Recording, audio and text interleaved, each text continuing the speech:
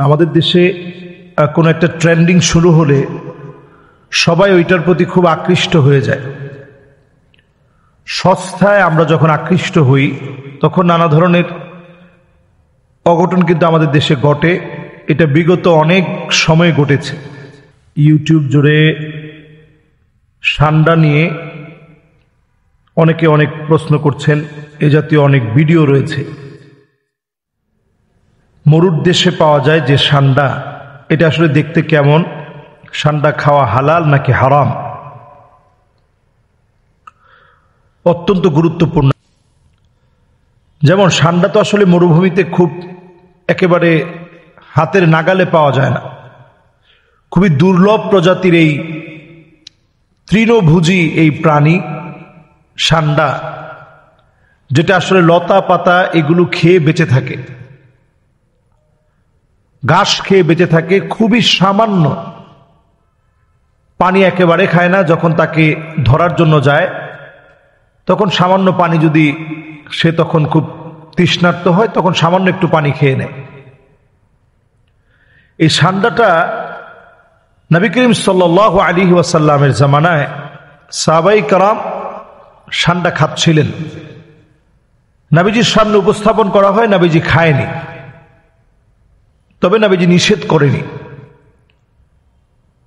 তো এই দৃষ্টিকোণ থেকে পরিষ্কারভাবে বোঝা যায় যে নবীজি যা নিষেধ করেনি সেটাকে আমি আপনি নিষেধ করার কোনো সুযোগ নেই। নবীজি নিষেধ করেনি, নবীজি বলছে ঠিক আছে তোমরা খাও। সহিহ মুসলিমে একটি হাদিস এসেছে, নাহা রাসূলুল্লাহ সাল্লাল্লাহু আলাইহি ওয়াসাল্লাম আন আকলি কুল্লু যী নাবিন মিনাস সাবঈ।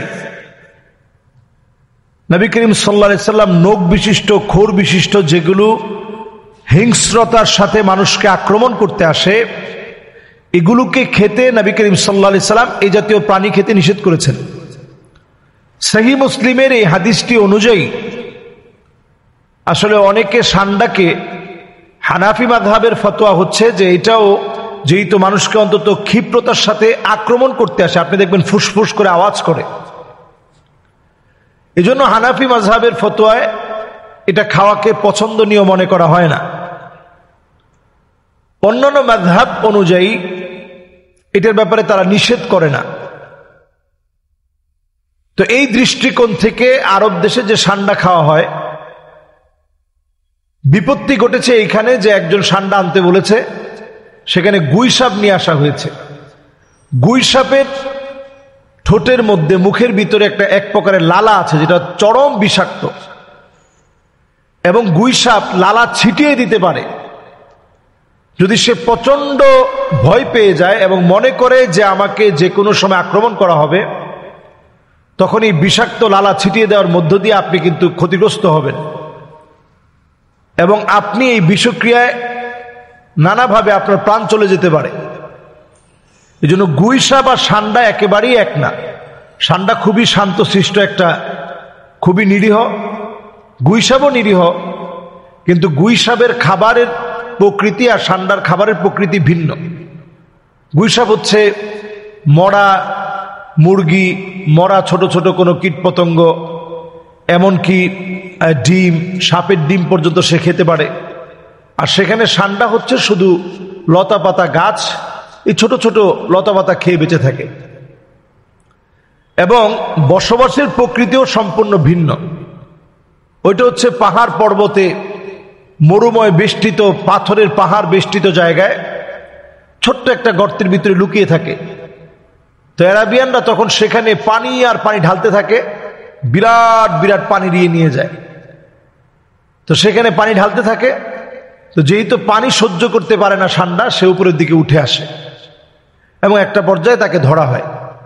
এবং এটা আরাবিয়ানরা বিরিয়ানিতে ব্যবহার করে, সান্ডার বিরিয়ানি এটা তারা ব্যবহার করে। সান্ডার তেল এটা ব্যথার জন্য এবং অন্যান্য অনেক কাজে এটা ব্যবহৃত হয়ে থাকে।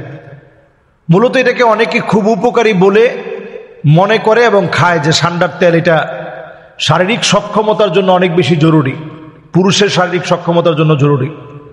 এই বিষয়টি আসলে ঠিক এভাবে বিষয়টি আসলে কোথাও পাওয়া যায় না, কোনো গবেষণায় এই বিষয়টি এভাবে পাওয়া যায় না।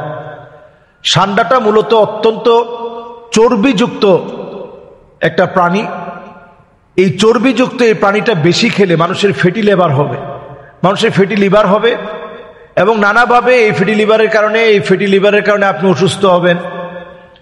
এবং প্রচণ্ড বেশি যদি আপনি মাসে যদি কয়েকবার ঠান্ডা খান, এটা আপনার অনেক ধরনের ফ্যাট জায়গায় জায়গায়, এই ফ্যাটের কারণে আপনি ক্ষতিগ্রস্ত হবেন, শরীরটা নানাভাবে অসুস্থ হবে।